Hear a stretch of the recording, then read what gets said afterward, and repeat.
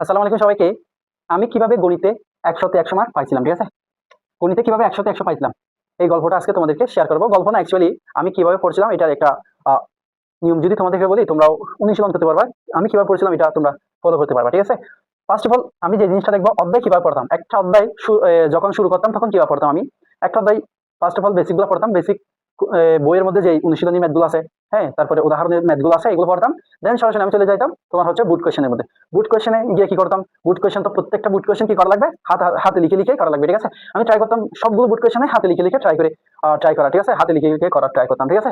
তাহলে একটা অধ্যায় কিভাবে পড়তাম এটা আশা করি বুঝছো। তাহলে কি করবা, বইয়ের অনুশীলনী ম্যাথ, উদাহরণের ম্যাথ এগুলো মাস্ট বি করা লাগবে। দেন হচ্ছে কি তুমি সরাসরি বুট কোয়েশ্চেনে গিয়ে বুট কোয়েশ্চেন গুলো হাতে লিখে লিখে করা লাগবে, ঠিক আছে?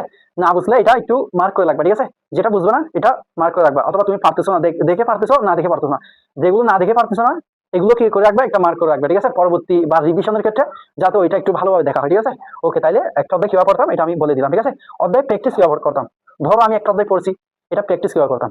ধরো একটা অধ্যায় একবার পড়া শেষ, এটা প্র্যাকটিস করার সময় ফার্স্ট অফ অল একবার পড়তে গিয়ে আমি করছিলাম কি, ওই যে যেগুলো পারতাম না কিংবা সলিউশন দেখা লাগছে করার সময় ওইগুলো আমি দাগিয়ে রাখছিলাম, ঠিক আছে? দাগিয়ে রাখছিলাম, ঠিক আছে? এই দাগানো অংশগুলো একটু বেশি জোর দিতাম, বাকিগুলো এমনি কি করতাম, জাস্ট কোয়েশ্চেনটা দেখতাম, কোয়েশ্চেন দেখে মনের মধ্যে কি একটা গ্রাফ আঁকাইতাম।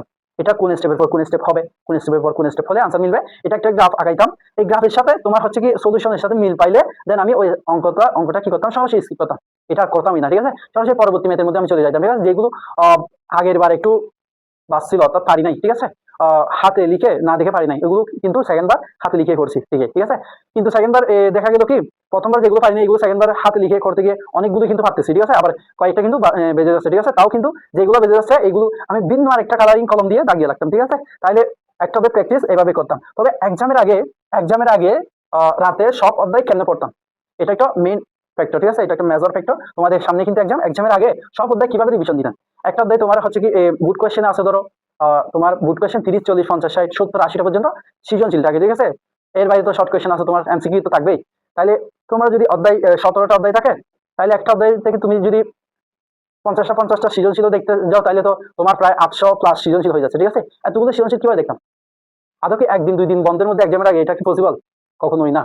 তোমরা করো কি, ওই যে এক্সামের আগের দিনও তোমরা একটা ম্যাথ নিবা, ম্যাথ নিয়ে করো কি তোমরা হচ্ছে কি, ওই যে হাত খাতায় লিখে লিখে কি প্র্যাকটিস করো, ক নাম্বার লিখলাম, ক নাম্বার লিখলাম, গ নাম্বার লিখলাম। একটা সৃজনশীল তুমি 10 থেকে 15 মিনিট টাইম পেলে দাও, কিন্তু এটা কিন্তু মোটেও ভালো না। হ্যাঁ, তুমি এক্সামের আগে এরকম করে 4-5টা অধ্যায় কি রিভাইজ দিতে পারবা না। আমি কি করতাম তাহলে, এক্সামের আগের আগের 1-2 দিনে আমি করতাম জাস্ট সৃজনশীল গুলা খুলতাম, কোয়েশ্চেন গুলো দেখতাম। কোয়েশ্চেন যদি মনে হয় আমি পাবো, আমার মনের মধ্যে একটা কোয়েশ্চেন কোন স্টেপের পর কোন স্টেপ করতে হবে এটা তো মনে মনে একটা গ্রাফ চলে আসে, ঠিক আছে? এটা আমি সলিউশনের সাথে মিলাইতাম। দেন এটা যদি আমার মনের সাথে মিলে যায় তাহলে আমি পরবর্তী ম্যাথের মধ্যে চলে যাইতাম। একটা সৃজনশীল দেখতে এরকম সর্বোচ্চ 2-3 মিনিটের বেশি লাগবে না, ঠিক আছে? 2-3 মিনিটের বেশি লাগবে না। আর যেগুলো পারতাম না ওইগুলো সলিউশন জাস্ট দেখে যাইতাম, খাতায় করতাম না। কিন্তু এক্সামের আগের দিন খাতায় করার টাইম নাই, প্র্যাকটিস করার টাইম নাই। প্র্যাকটিস তো তুমি করবা হচ্ছে আগে, আগে তো প্র্যাকটিস করবা প্রথমবার যখন পড়বা, দ্বিতীয়বার যখন পড়বা তখনই তো প্র্যাকটিস করবা, ঠিক আছে? এক্সামের আগে কিন্তু প্র্যাকটিস করার টাইম না। জাস্ট তোমার প্রত্যেকটা সূত্র, প্রত্যেকটা টাইপটা তুমি একটু দেখিয়ে যাবা, ঠিক আছে? এটাই জাস্ট। আমি তাহলে 2-3 মিনিট একটা একটা সিকি করে কি, যেগুলো পারতাম এগুলো স্কিপ করতাম, যেগুলো পারতাম এগুলো স্কিপ করতাম। সিমিলারলি এমসিকিউর ক্ষেত্রেও দেখা যায় কি, একটা অধ্যায় থেকে 20 থেকে 30টা এমসিকিউ করলে তোমার প্রত্যেকটা টাইপেই চলে আসে। আমি এরকম এমসিকিউ গুলো সিলেক্ট করেছিলাম, তবে আগের বার পড়ার সময় যে এমসিকিউ গুলো পারি নাই ওই এমসিকিউ গুলো কি করতাম, মার্ক করে রাখতাম। জাস্ট আমি এক্সামের আগে ওই এমসিকিউ গুলাই দেখতাম, ঠিক আছে? আমি এইভাবেই এক্সামের আগে প্রত্যেকটা অধ্যায় ক্লাস করে যাইতাম। তবে আমি তুমি বলতে পারো এক্সামের জন্য কি তুমি সম্পূর্ণ অধ্যায় কভার করবা, অর্থাৎ 17টা অধ্যায় আছে 17টা অধ্যায় কি পড়বা? আমি কিন্তু 17টা অধ্যায় পড়ি নাই। সিকিউর জন্য 17টা অধ্যায় পড়া লাগে না। সিকিউর জন্য কয়টা অধ্যায় পড়া লাগে এটা আমি একটা ভিডিও দিয়ে দিয়েছি, এটা আমার পেজের মধ্যে আছে, মীর আজম ক্লাসরুম পেজের মধ্যে তোমরা চাইলে পেয়ে যাবা। এটা কিন্তু একটা ভিডিও দিয়ে আছে।